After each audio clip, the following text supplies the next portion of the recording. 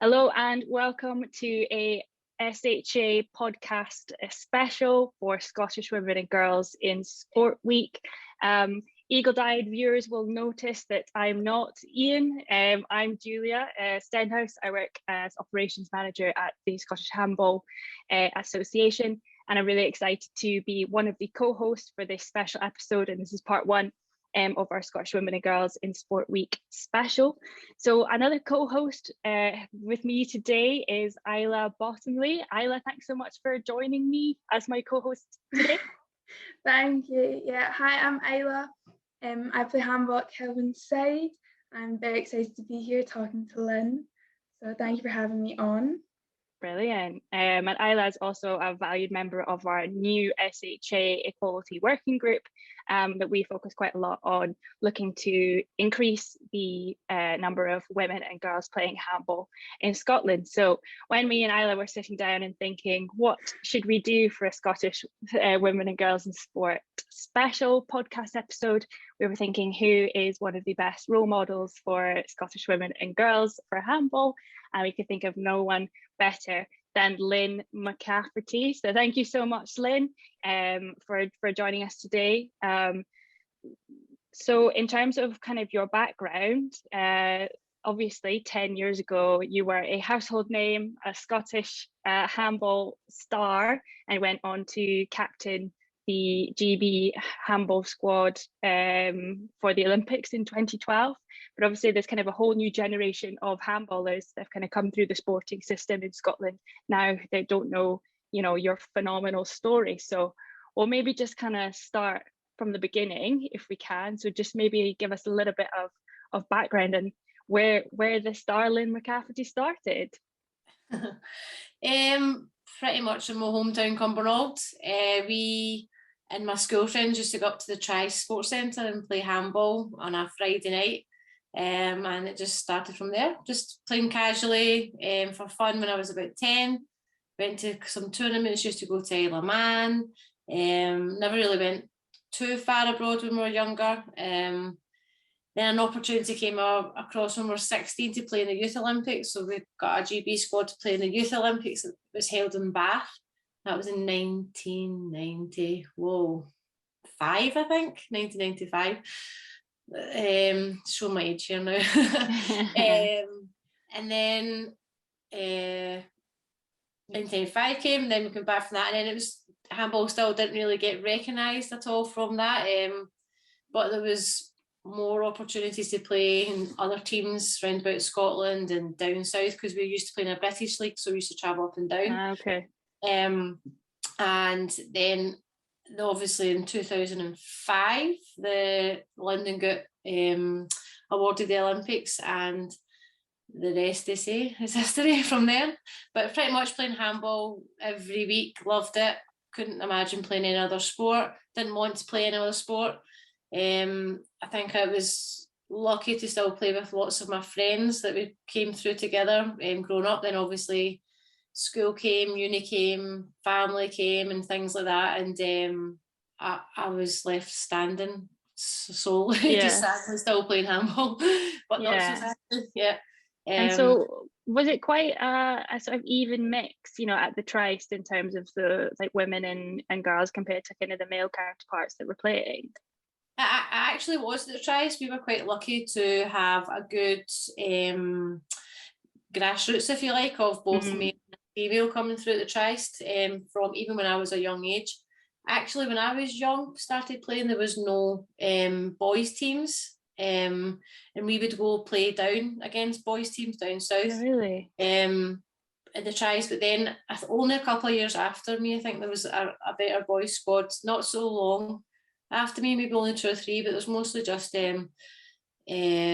ladies squad. There was a men's squad, obviously, because we played mixed when you were younger. So there was it was a good mix at Tryst. It was really fairly even, and I think to be fair, it still is there at the Tryst. Yeah, that's great. I mean, that's so good to hear that, in the Tryst it's always been relatively mixed, but I think it's quite sad that still at the moment, it's still quite a male dominated sport generally across Scotland, and that's something that we're working really hard to try try and change. I think Isla's got a question about kind of the next stage after your introduction. So you obviously moved with 4 Scottish male players to Denmark for the GB kind of Olympic pathways. How did that feel being the only women picked to go there? Obviously it was completely overwhelming amongst everything else, but I think at the time I didn't really appreciate the responsibility on my shoulders at the time. I just loved the fact that I was able to go and get the opportunity to do it. Being the only female to go out was exciting, and I think I even knew then that the minute I left Scotland, I had a bigger job than just the handball to do, and it was to make sure that we were seen to be working hard, and obviously me as a female, I had to make sure I was a good role model and make sure that I set a good example for any other girls or women that wanted to play handball, especially, but other sports as well. But I don't think I can look back now and I kind of knew a little bit about it then of what it would be like, but only now I can say that it was bigger than I ever imagined it to be, like, when I went out. Yeah, that's fantastic. And so what kind of level did you play out in Denmark? You were there for quite a few years, weren't you? Yeah, initially we were there for 4 years before our funding got cut, 3.5, 4 years, and then we had to move to Norway.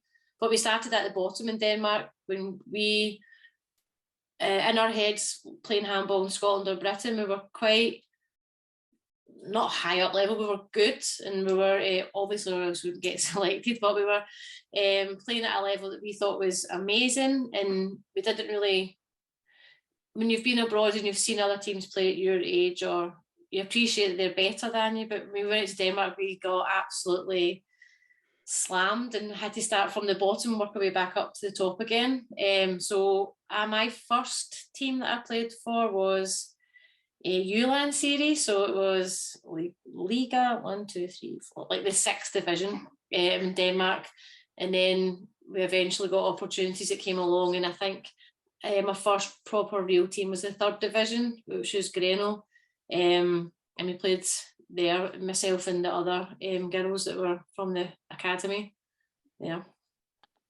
No, that's great. That's so exciting. It must have been such a sort of shock as well. I mean, you used to being the top dog and then going out and having to really kind of work your socks off.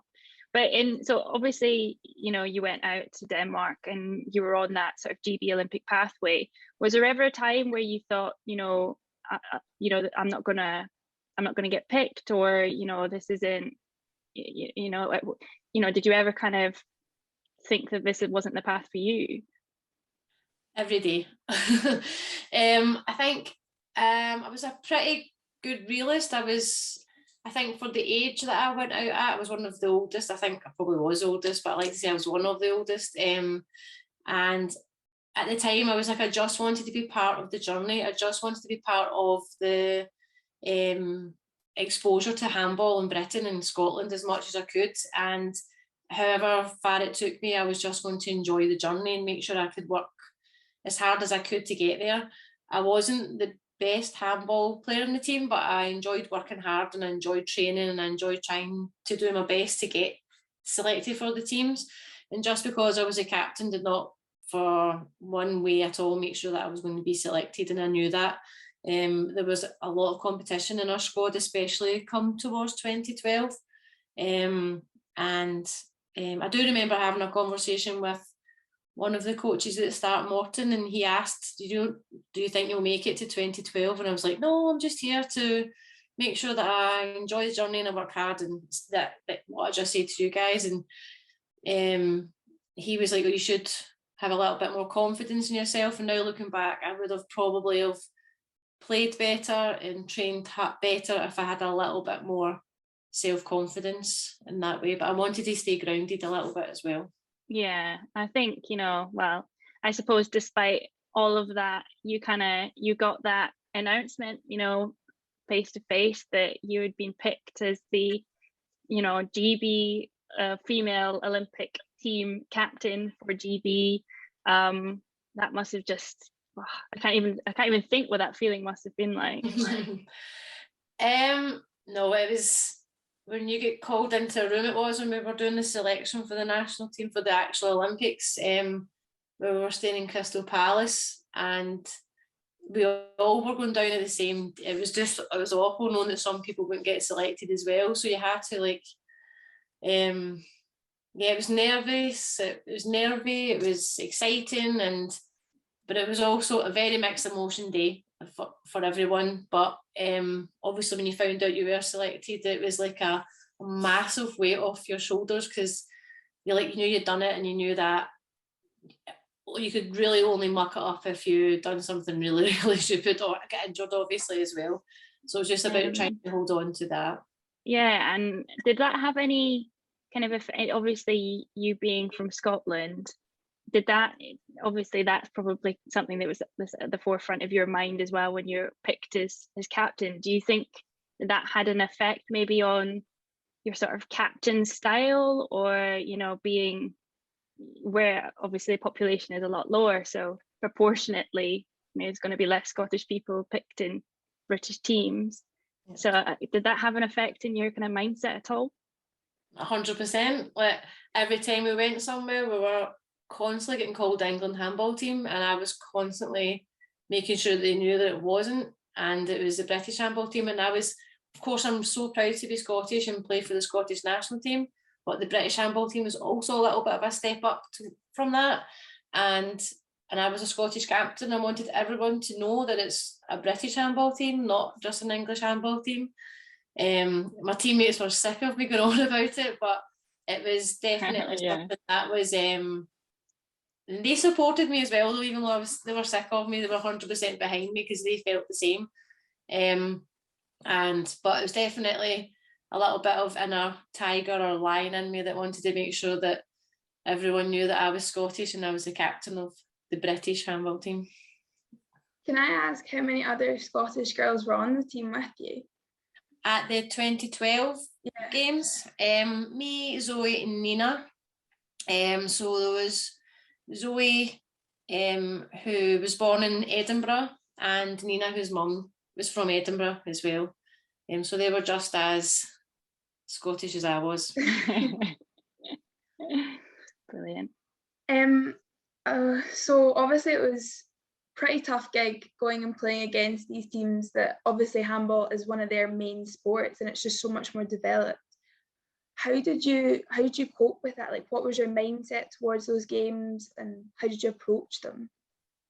It was mostly focusing on yourself, what you could do as an individual, what you can do as a team, and then for us then thinking about the opposition, because there was no point in thinking about them because we knew they were better than us and we knew that they would probably beat us, but we had to make sure that we did the best that we could to make sure that we were the fittest we could be, the strongest we could be. We knew each other inside out. We knew how we could score goals. We knew how we could stop goals. And obviously we did analyse other teams to as much as we could to make sure that we were prepared for it, but we were also more preparing ourselves and our game than the opposition. Because if you just think about them and knowing their stature, and I mean, of course, there was a few games we got a little bit like, oh my goodness, look who we're playing against, but you have to then just bring yourself back down and remember why you're there as well. But it was exciting to play against some of the opposition. But once the whistle goes, you just have a job to do. But before that and after that, it was still chasing people for a little picture and whatever. I can't even think, playing in, your home sort of countries with a home audience behind you. What was that kind of feeling? Because obviously you must have never played in front of crowds like that. No, we had a few matches on the run-up where the opposition had brought a lot of a crowd with them, but not to the extent of the Olympic Games. That was definitely the biggest crowd. I can only speak for myself. Standing at the door, about to walk out for the first match, I just glimpsed my family on my left-hand side, and I remember just feeling calm. Like, it was just utter calm, and then everything else got blocked out. I could hear the crowd, but I couldn't really hear them, and then I just was proper focused on it, and probably played one of the best matches I've ever played. And I knew it was because I was calm and we were at home. Everybody was behind us, your family and your friends were there watching. So that was definitely the feeling that I had going out to the Olympic Games. Yeah, that's phenomenal. Like, not many people get to experience that, I don't think. So yeah, I think that's a really lovely memory to kind of have stored in there. So I've got a bit of a question. So obviously you kind of went into retirement once the games had finished. So what's your kind of main... Oh, sorry, what was that? Unofficial. Unofficial. So what's your kind of main message to young women and girls out there in Scotland that are maybe thinking about giving handball a go? I've always said the same since I've come back. Like, if you enjoy something, especially if handball is one of them, make sure that you're working on and off the court. Just don't assume that you're going to be good at your sport. And if you want to really be good at it, then just do a little bit extra work off the court. We learned the hard way when we get given the opportunity to play at Olympic Games that we just weren't physically ready. And we knew how to play handball, but the skills that we had improved so much when we thought about off the court. Now, I suppose that's a bit deep for girls that are just starting to play, but you never know what opportunity is going to come along for handball in the next couple of years. And it's something that I would definitely tell people to think about. But just casually, you make friends for life as well in it, and maybe family, I don't know. But enjoy it. It's the best sport out there for women. It's physical, it's something that you can do. It's fast, it's dynamic, you can get a little bit of aggression in there. That's my favourite part about handball. Not a lot of women's sport allow that. You have a mental aggression mostly for sport, but this is a good physical, friendly aggression. And it's just so much fun, and you can keep fit, and as well along with it, like, I know when I continued to play after the Olympics, because I love handball, it was just casually as well, but running up and down the court, I just thought, oh, this means I can have an extra sweets at the weekend or something. But life gets in the way for girls, I think, a lot when we're younger, and we've got studying, but it does help take that relief off your study as well, so that you can study better. I think that's what I'd love for girls to understand. If they would just continue playing, it would definitely be a bonus for everything else that happens in their life with study or social side as well. No, definitely. Well, that's for you, Isla. You can take that all back to your friends and everywhere at school. But I think, Isla, you've got a bit of an interesting story in terms of the kind of Kelvinside, how you guys ended up playing handball in your school, and that's linked to that 2012 Olympics, isn't it? Yes, they decided they wanted to go and watch it because they'd just seen clips in the classroom, and so Mrs. Kennedy, our teacher, coach, I guess, took them to the Olympics to go and watch one of the handball matches, and they came back, and I think maybe 2 weeks, it was something ridiculous, they turned around and they were like, we're playing this, we want to learn how to do it. And they found a coach and they started training, and obviously we're one of the biggest clubs now in Scotland, and that was all from just going to watch a handball match for the Olympics. So kind of mental how big we are now.